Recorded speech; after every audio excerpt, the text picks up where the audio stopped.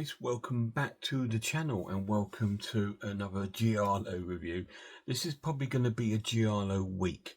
I'm going to look at some classic Giallos, and tonight we're looking at an absolute awesome one. We're looking at Sergio Martino's Torso, released on Shameless video. So before we go any further, let's have a look at the release itself.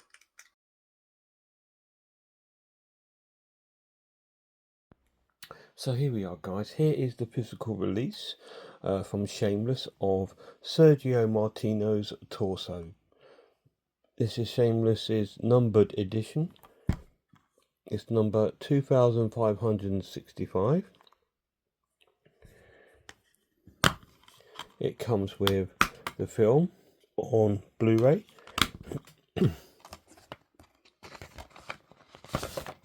And it also comes with reversible cover.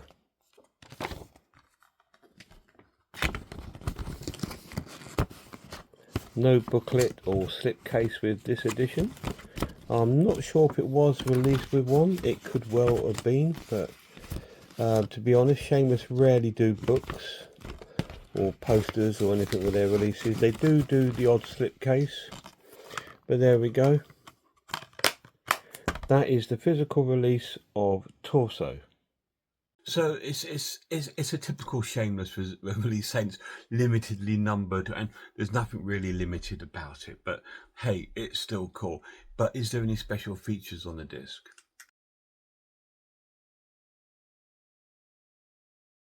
So this is the main menu for Torso, and the extra features are Dismembering Torso, and that is the special features on Torso.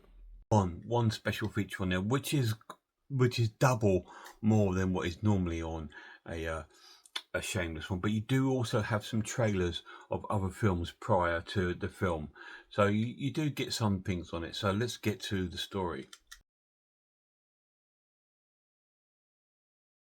So this is an excellent Giallo film. It's based in a sort of small town area in Italy, where we see all of our lovely girls going to this.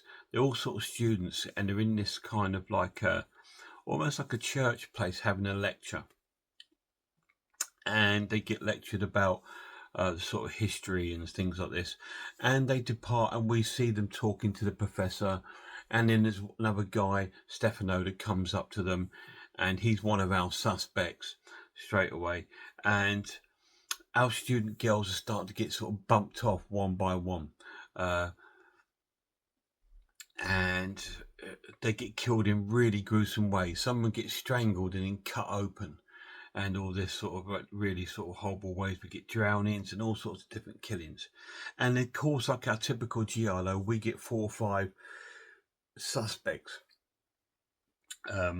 but they're way too obvious to be suspects. So anyway, the girls have had enough, so they rent out this big house on a hill away from the town, and they go up there to spend some time.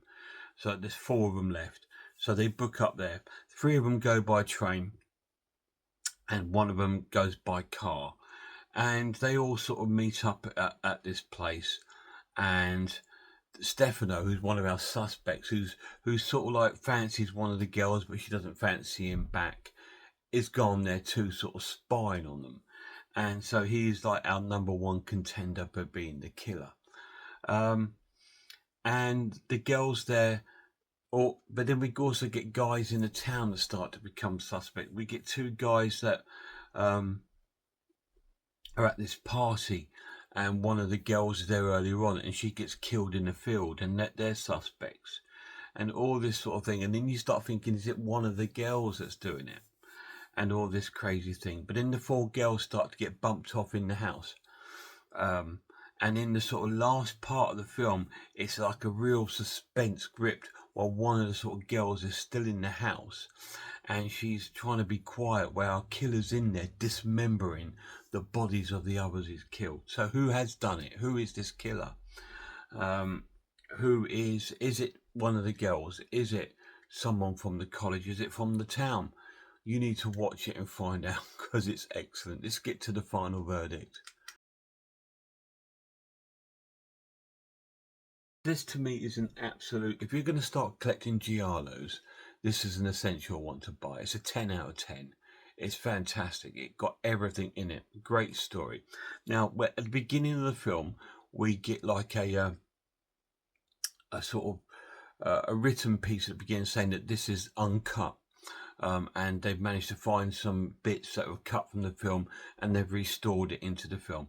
And also they've also not just the gory scenes, but also some other little bits of the film, and those bits are sort of like in subtitles and things like that, which is fine. That adds character to the film. The pluses of the edition, it looks wonderful, really, really cool. It's got some really real noise on the soundtrack, like the film noise, which I love. I love film noise on old films. I think it just brings it all. It just makes it wonderful. It's really gory. It's got some really good kills in it, and I don't think it is cut. There is some sort of like really gory kills in there. There's a lot of explicit sexual activity in there. There's a lot of nudity. There's lots of great scenery. There's lots of great sort of Italian kind of culture in there. It's got everything. It's one of Martino's best sort of like well-known giallos, and so it's a really, really cool film. Highly recommend it. Torso, 10 out of 10. If you guys seen it, let me know down below what you think of it. It's just brilliant. This is what I want from a giallo. I want loads of kills, a killer that's dressed that we don't see, a masked killer with gloves, lots of suspects, a good story, not overly complicated, going too far in different directions, keeping itself grounded. You can see that this must have influenced loads of films like the Toolbox Murders and stuff like that. It must have had some sort of influence on these kind of films. Really, really cool, guys. Check it out, and check out some horror channels. Check out Horror Hands. Check out the Maniac. Check out Grumpy Andrew's Horror House. Mondo Chekovic. Check out Sammy G's World of Cinema and Skin Crawler. A massive shout out to my lad. Look after yourselves, one another. Look after one another, and I really hope I see you all soon.